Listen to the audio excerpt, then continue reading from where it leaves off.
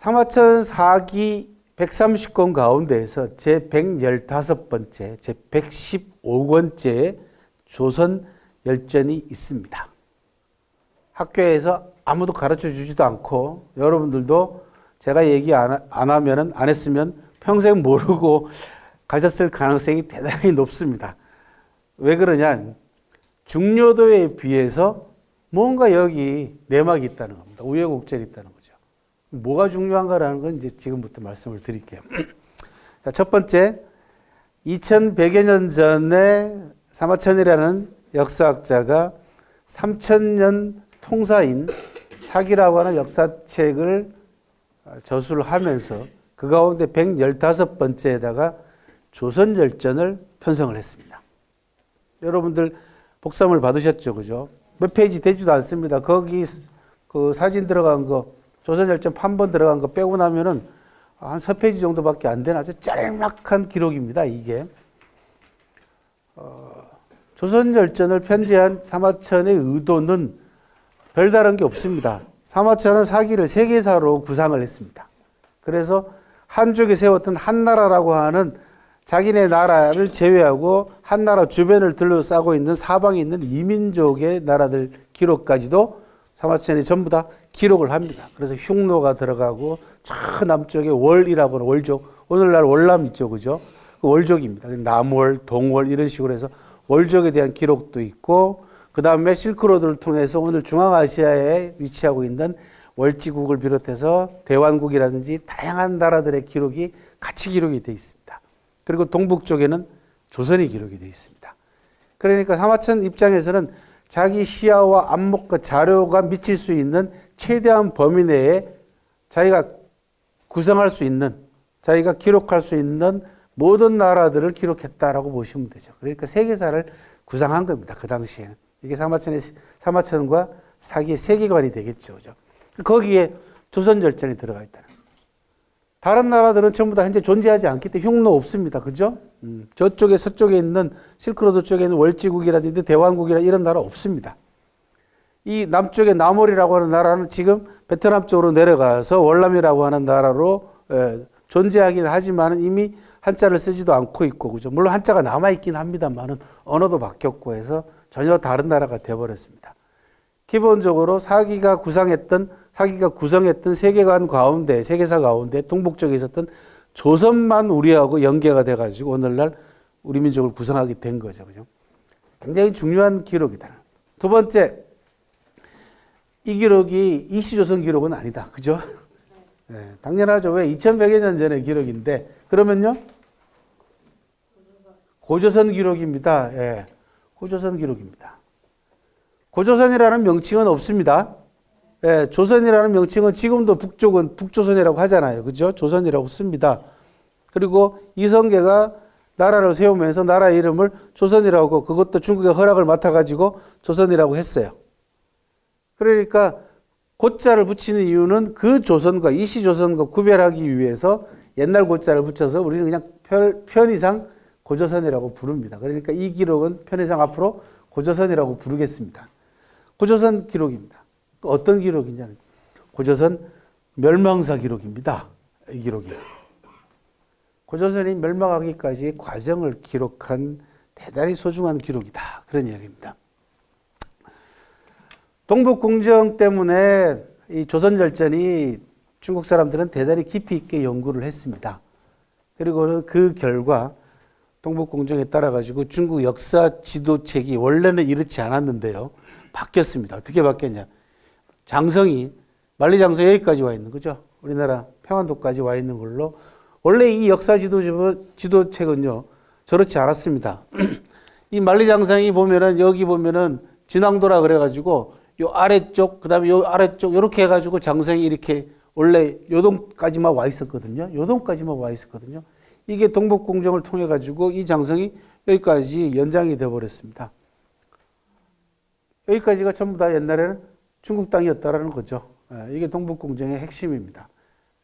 그건 우리 학계의 역사학자들이 직무유기하고 굉장히 밀접한 관계를 가지고 있습니다. 왜?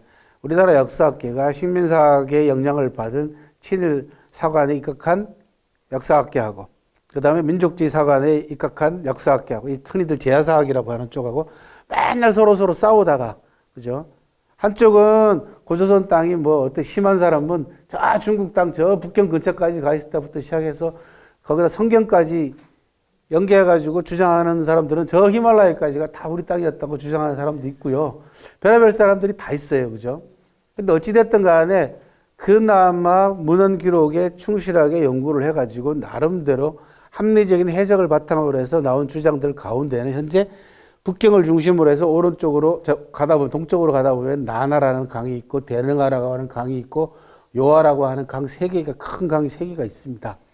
대체로 요 세 강을 중심으로 해서 고조선이 그 동쪽에 있었다. 즉 나나 동쪽에 있었다. 대능하 동쪽에 있었다. 요하 동쪽에 있었다. 이 요하가 대단히 중요하죠. 왜?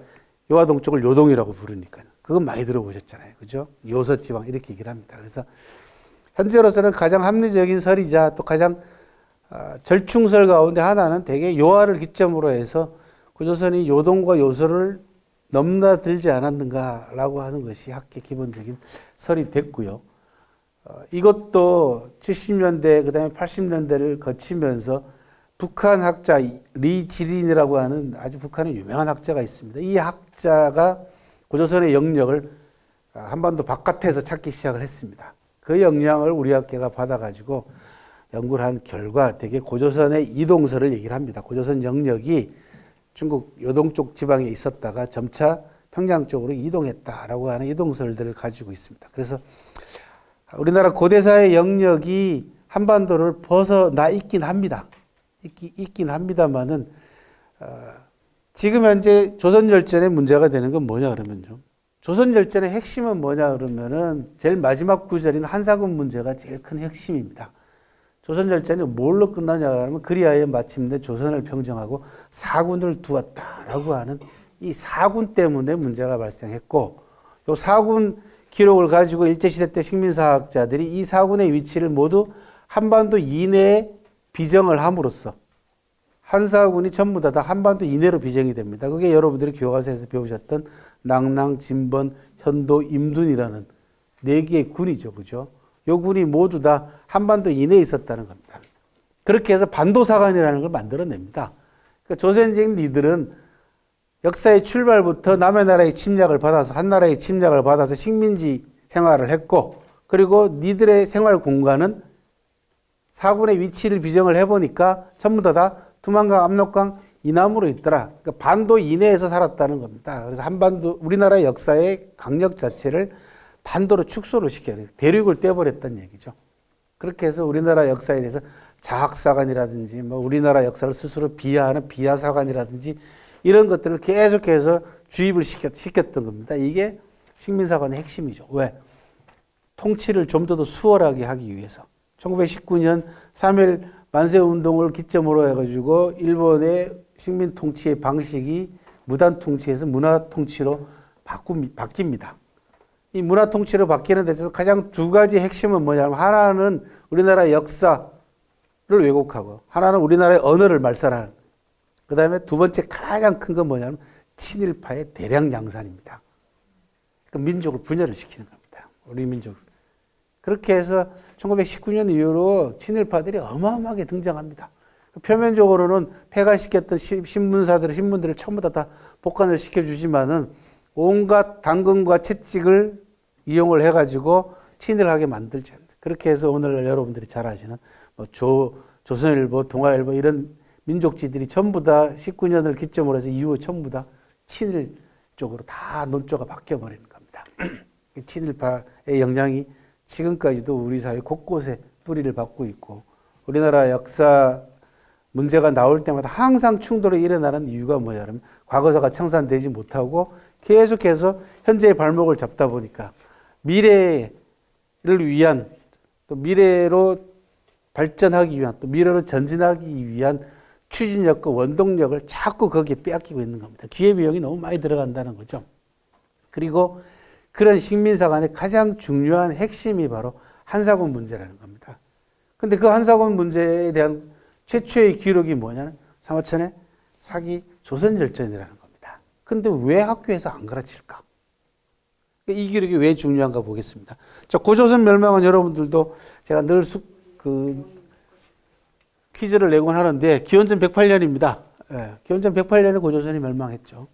그 다음에 하나 알아두셔야 할 것은 사마천이 탄생한 연도가 기원전 145년입니다. 그러면은 나이를 추산을 해보면 38살입니다. 우리 나이로. 그리고 45에서 108 빼면은 37이잖아요. 그죠? 우리 나이로 얘기하면 38살이에요. 고조선이 멸망했을 당시에 사마천 나이가 38살이었다는 겁니다. 대단히 중요한 사실입니다. 이 간단한 산수만 해도 나오는 이 계산치를 왜 안 가르치냐라는 겁니다. 사마천 나이 38살이 뭐가 중요하냐? 사마천 나이 38살에 고조선이 멸망했다는 얘기는 저 기록이 1차 사료라는 겁니다. 그렇잖아요? 사마천 38살 때 고조선이 멸망했어요. 고조선 원정에 나갔던 참전했던 사람들이 돌아와가지고 보고서를 올릴 거 아닙니까? 그 보고서를 바탕으로 해서 사마천이 사관이 돼가지고 쓰는 기록이단 말이죠. 심지어 중국의 어떤 학자들은 뭐라고 얘기하냐 그러면 사마천이 직접 종군했을 것이다라고 주장하는 사람도 있습니다. 그럼 왜냐면 저 멸망 과정의 기록이 굉장히 생생하거든요. 그러니까 사마천이 직접 우리 종군 기자처럼 군대를 따라가서 고조선이 멸망하는 과정을 직접 눈으로 봤을 수도 있다라고 저는 믿지는 않습니다만은 뭐 그렇게 주장하는 사람도 있을 만큼 기록이 생생하고 1차 사료라는 얘기입니다. 사료 중에서 제일 중요한 사료가 1차 사료입니다. 오늘 제가 여러분들한테 얘기하고 있는 이것이 녹화가 되고 녹음이 돼가지고 남았다 그런 얘기입니다. 쉽게 얘기하면은 얼마나 중요합니까? 그 기록이. 이것처럼 중요한 기록이 없어요. 근데 이걸 강조하지 않습니다. 그죠? 첫 번째. 안 가르친다는 얘기죠. 38살 때 또 무슨 일이 있었는지 알아요? 사마천이 아버지가 돌아가실 때가 36살이었거든요. 3년상을 지내고 38살 때 아버지 뒤를 이어서 태사령이라고 하는 국가 전체 정부의 문서 기록을 총 책임지는 오늘날로 얘기하면은 국립중앙도서관 관장 겸 국가기록보관소의 총 책임자를 겸임하는 태사령이라고 하는 벼슬에 취임하던 해입니다. 이해가. 그러니까 기록에 대한 아주 사마천의 뭐라 그러죠? 그 중요성에 대한 인식이 가장 팽팽하게 그 사명감이나 이런 부분들이 가장 확실하게 살아있을 때 기록이기도 하다는 겁니다. 세 번째, 우리나라 역사를 다루고 있는 기록 가운데서 가장 오래된 기록입니다. 고조선을 우리나라 역사라고 한다면 저 기록보다 앞서 있는 기록이 없습니다. 어디 여러분 한번 생각해 보세요. 고조선에 관한 기록을 뭐가 있습니까? 삼국유사밖에 생각 안 나시잖아요. 당군신화를 기록하고 있는 삼국유사. 삼국유사하고 사마천 사기하고는 1000년 이상 차이가 납니다. 기록이라는 면에 있어서는. 그리고 이 기록은 당대사 기록입니다. 이 기록보다 더 중요한 기록은 없습니다. 우리나라 역사의 출발점이 고조선으로 놓고 본다면, 그리고 신화 부분을, 물론 신화가 역사를 반영하긴 합니다만은 당군 신화 부분을 떼놓고 역사적인 사실만 가지고 고조선 역사를 출발할 때 가장 중요한 기록은 이 기록부터 출발할 수밖에 없습니다. 여기 출발하는 것이 여러분들도 배웠던 위만이라는 사람으로부터 출발을 합니다. 그러니까 위만 조선부터 시작해가지고 고조선이 멸망할 때까지 약 200여 년간의 기록입니다. 이 기록이. 그리고 앞에 위만 조선의 정권에 관한 간략한 기록을 제외하고 나머지는 전부 다 고조선이 어떻게 멸망하는가라는 멸망 과정에 대한 기록이죠. 그래서 당대사 기록이다. 그리고 사마천 사기에는 이 조선 말고 또 다른 조선이 있습니다. 그 조선이 뭐냐? 기자조선이 있습니다. 사마천 사기에 보면은 주봉기 같은 데에서 몇몇 군데 보면 기자가 조선으로 갔다라는 기록이 사기 기록이 되어 있습니다. 그런데 일제시대 때 식민사학자들은 기자조선도 부정했고 우리나라 역사학계에서도 기자조선을 부정했습니다. 앞에 걸 다 부정했다. 기자조선은 언제 기록이냐? 기원전 11세기 기록입니다. 만약에 기자조선을 인정했다 그러면 우리나라 역사가 이미 3000년 전으로 거슬러 올라갑니다. 기원전 11세기니까요. BC 1000 이렇게 시작되는 거단 말이에요. 그리고 지금 거기 플러스 2000년 하면 3000년이 넘잖아요. 기자가 조선으로 갔다라고 하는 기록을 가만히 생각을 해보면 뭘 찾아낼 수 있냐 그러면 기자 이전에 조선에 있었다는 거죠. 그렇잖아요. 기자가 조선을 만들어 간 것이 아니라 있는 조선에 가서 왕이 됐다는 것은 중화주의의 표현일 뿐이죠. 그 전에 이미 조선에 있었다는 얘기입니다. 그러니까 최소한 조선은 기원전 11세기 이전부터 존재했던 나라라는 겁니다. 그게 우리나라 고조선 역사하고 직결되든 되지 않든 간에 그건 나중 문제고 존재라고 하는 자체. 근데 우리는 일제시대 식민사학자들은 존재도 부정했고 또 우리 사학계에서는 교묘하게 식민사 간에 놀아나고 또 민족주의 감정이 싹 그 안에 색깔이 입혀져 가지고 기자가 조선에 와서 왕이 됐다니까 존심 상하는 거야. 그러니까 따라서 부정을 해버렸어요. 그러니까 다 날아가 버린 겁니다. 기록이. 그리고는 관자를 비롯해 가지고 중국 기록에 보면은 조선이 또 나옵니다. 관자는 관중이 남겨놓은 기록이라고 전하고 있고 실질적으로는 전국시대에 들어와서 관자하고 관계되어 있는 그쪽 계통, 즉 경제 전문가들이나 그다음에 관자가 만들어놨던 제나라에서 만들어놨던 학파들하고 관계되어 있는 사람들이 정리한 책으로 봅니다. 관자가. 그런데 그 관자의 기록에 보면은 제나라하고 조선하고 무역한 기록이 나옵니다. 그 시기가 언제냐? 기원전 7세기입니다. 그러니까 기원전 11세기에 기자하고 관계되어 있는 조선 기록이 있고 그 다음에 단편적이긴 하지만 기원전 7세기에 제나라하고 무역한 조선 기록이 있습니다. 그 밖에 전국책이라든지 중국 기록에 보면 100년 정도 단위를 두고 조선의 기록이 끊이지 않고 나와 있고 여기 들어와 가지고 구체적으로 기원전 3세기 무렵부터 시작해 가지고 기원전 2세기까지의 기록이 200여 년간의 기록이 나온다는 겁니다. 그러면은 적어도 조선의 역사는 뭔가 좀 듬성듬성하긴 하지만은 쭉 깨진다라는 거죠. 고조선의 역사 자체가. 그런 존재 자체의 인정으로부터 시작해서 이 부분 기록을 이해를 해야 되는데 앞에 부분을 부정해 놓고 보니까 이 기록에 대해서 대하는 태도 자체가 굉장히 애매해졌을 뿐만 아니라 앞에 부분을 부정하다 보니까 이 기록 자체도 뭔가 감춰야 될 문제가 발생한 겁니다. 이 조선절전을 강조할 수 없는 부분이 생겨난 거죠. 왜? 또 이 기록을 전적으로 중요성을 강조하다 보면 그러면 그 앞은 어떻게 됐을까? 앞에까지 거슬러 올라간다는 거죠. 그리고 거기에는 한사곤이라고 하는 대단히 미묘한 문제가 딱 자리를 잡아버렸어요. 그래서 미필적 고의가 이 안에 작용을 하고 있다. 미필적 고의라는 게 뭐냐? 일부러 안 그렇쳤다는 겁니다. 일제시대 때 식민사학자들은 고의적으로 이 기록을 회피했고 그 식민사학의 영향을 받은 우리나라의 친일파 역사학자들도 한사군설을 계속해가지고 식민사학자들의 설들을 그대로 계승을 하다 보니까 자기도 모르게, 자기도 모르는 게 아니죠. 어쩔 수 없이 또 이 기록에 대해서 무시하거나 아니면 감춰야 될 필요성이 있다는 거죠. 근데 명백히 가장 오래된 기록이고 또 중국 역사의 출발점이 되는 기록이 되다 보니까 줄은 안 달 수가 없죠.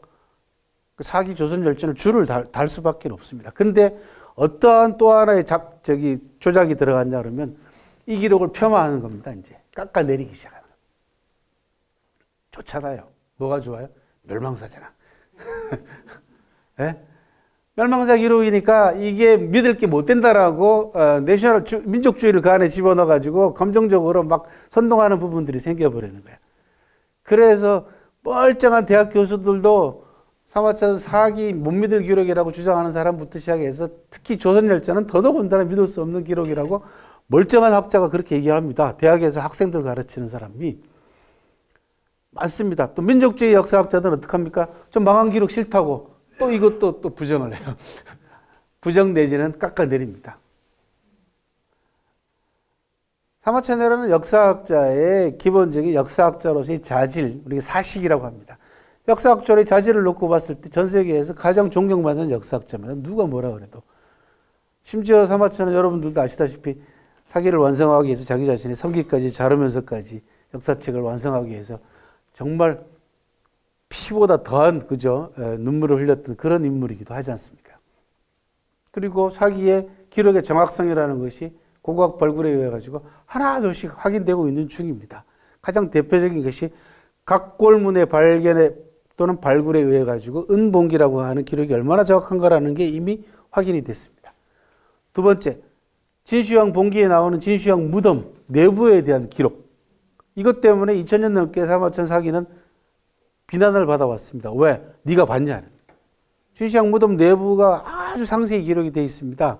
우물 3개 팔 만큼 깊이 있게 파가지고 그 안에다가 관을 설치하고 중앙에다가 그 다음에 바닥에다가는 강과 바다와 하천을 흘려보냈고 수은으로 그 다음에 천정에다가는 별자리를 만들고 온 문무백관의 인형들을 전부 다 흙으로 만든 인형이죠. 그게 병마용경에서 보는 진용이라는 그런 것처럼 넣고 진귀한 보물들을 다 그 안에 넣고 위에 흙을 덮고 그 위에 쇠를 녹인 청동으로 녹인 물을 부어가지고 완전 밀폐를 시키고 다시 그 위에 흙을 덮고 그 위에다가 나무를 심었다.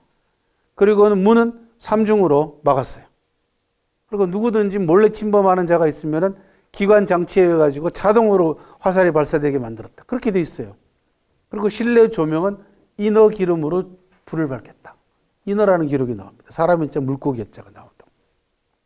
그리고 마지막에 공사했던 사람들은 바깥에서 문을 걸어 잠궈가지고 완전히 생매장시켜서 죽었다. 이렇게 기록이 돼 있어요. 진시황 무덤에 관한 기록이. 이거는 보지 않으면 기록할 수 없는 거죠. 봤거나 안 그러면은 이 무덤에 관한 상세한 기록을 남기고 있는, 즉 사마천이 참고했을 기록이 있어야 돼요. 그렇죠? 근데 이 기록밖에 없어요. 사마천 사기밖에 없어요.